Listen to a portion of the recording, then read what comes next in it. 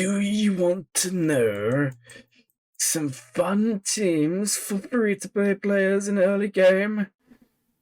Okay, that was actually the lamest intro ever. My name is Glurmit. Welcome back to the channel, and in today's video, we've got some fun teams. They're all free-to-play early game, accessible. Some do include newer characters, but in general it's pretty fun, right? So we have as the first team here Mothma lead Night Sisters. Now you can see here in some teams I've left blank spaces. This is because you can use whatever you want, guys. Yes, it's true, whatever you want. If you want to put cup in there, put cup in there, you're fine. Don't actually do that, and if you do, it wasn't me who told you to. Guys, so you can run Night Sisters. Literally the team requires like 2 Zetas, maybe 3. I would say Towson lead, Daka unique, Merin unique. The others are, they're good, they make the team much better, but honestly guys, early game you need like 2 or 3 Zetas. You're sorted. Now that is a little bit high investment, so I understand some of you may not want to do that, so just start with Merin unique. This team's fantastic. I know she's single drop farms, but she works at 3 stars perfectly fine. The next team we're going to have is Mothma. Now guys, I've got Mothma and Kyle here. If you're doing Star Killer, if you're doing JML, if you're doing Profundity, you're going to have Mothma up and running. Kyle is just someone you're going to want to be for Star Killer purposes. This team's fantastic. It punches up really, really good, and it's used so much in the current meta for cleanups. If you're early game, defense, offense is going to dominate as well. Really, really free to play friendly. I know it requires a lot of Kyrotech, guys, but the way Mothma teams work, you can use this with Loki, Kyle, no problem.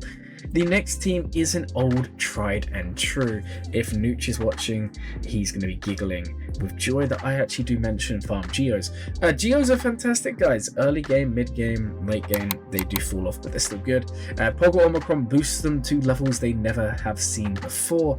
It's an easy farm, guys. Gear 12 is perfectly fine. You don't need to relic them like I have, but early game they're accessible. You can get Sunfact through the Fleet Store and the Guild Store, which is super quick. You can do Soldier through Fleet Store, Cantina 1A. You can do Poggle through Galactic War. You can do Spy through the Fleet Store or Cantina, and Geobrood through Cantina. Now personally, I would recommend just slow farming them through these stores and then just doing Geobrood Alpha when possible through Cantina. Honestly, great team. The next one, again, Palpatine Mara Jade, guys. You don't need to, you'll see Vader's here. You don't need to run Vader. You can just run these two. You can add Vader in, you can add Thrawn in, you can add Tarkin in. Honestly, guys, again, low gear viable. You can run 3-star Mara Jade with decent mods and you are laughing. Great team to invest in as a free-to-play player or early game player. Next we have Vader. He is a solo machine. He's also got a ship. He's just a great character to invest in. There's a reason almost everyone has a Relic Vader, and he is the most relic character by a long shot. It's because he is a fantastic character. Next up we have Phoenix, guys. Again, Phoenix is decent early game, you know. Currently we have the event for 50 days as of watching, so if you're watching this video 50 days from upload, it's not going to be here, but that's fine. You get Phoenix given to your 1st stars. Rex is an early node. I know he's single drops, but he's another example of a character that works at 3 stars. 3 stars, he's perfectly fine. This team is insane, and it doesn't even need many Zetas.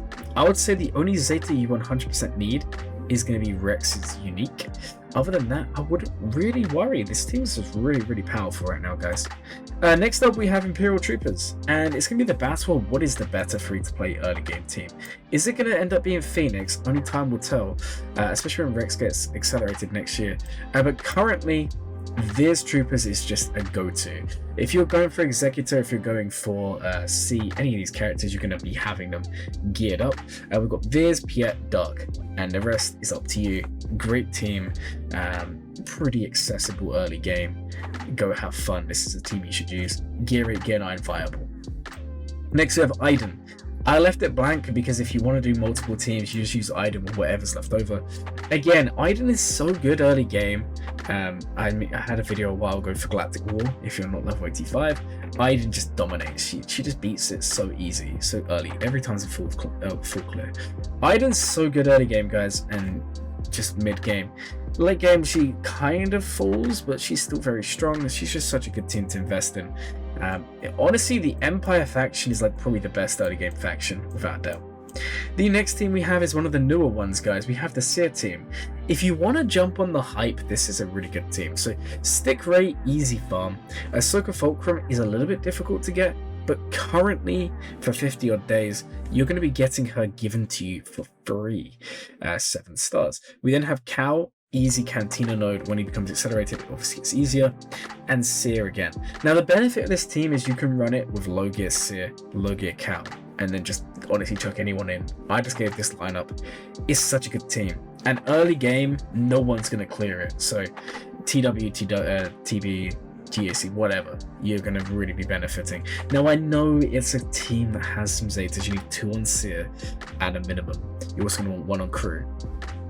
But the thing is, guys, it's just too good a team to miss out on. And it does work at those low gears. You don't need high gears here, because Seer, the benefit of her is this attack here, Determined Assault, is health-based damage. So you're going to be destroying everyone. It's up to 200% of their damage. So you can take this against relic teams and you're going to have a great time. The other thing is Seer gives so much protection up on her lead unique, one of the 2, that she's going to be giving the team intense survivability. Really, really strong. And if you're someone who's gone for SLKR or First Order or just relic crew because he's a good relic, then the team just becomes god tier, even at low gear. Next up we have CLS. This one is here as a bit of a mid game to late game, more so than early game, because not many of you are going to have Chewie and 3PO and Chewie and Hart and all of these done really early game. But as a first journey guide team, this is a really, really strong team to go for.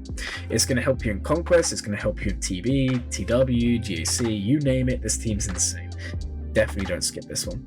And the final team is the Bosk Mandalorian team. This team is fantastic. Now I put Fennec there because she technically is the best in a Bosk team, because she's going to give contract basically in 1 hit. But hey, if you don't have her, it's fine. This is really for those of you who are doing Piet and Executor. You can also go ahead and build a Bosk team as well. It works at low gears, and that's kind of the benefit. And the nice thing is, if you want some like progression, if you get this team here, that gives you Chewie then gives you CLS and the whole team, and then from that you can also do Piet and then Exec, and then you have a little bit of a path there. Anyways, guys, let me know down in the comments, are there any teams you think I missed? If you enjoyed the video, please be sure to like, comment and subscribe. My name is Glurmit, and as always, guys, have a glurming day.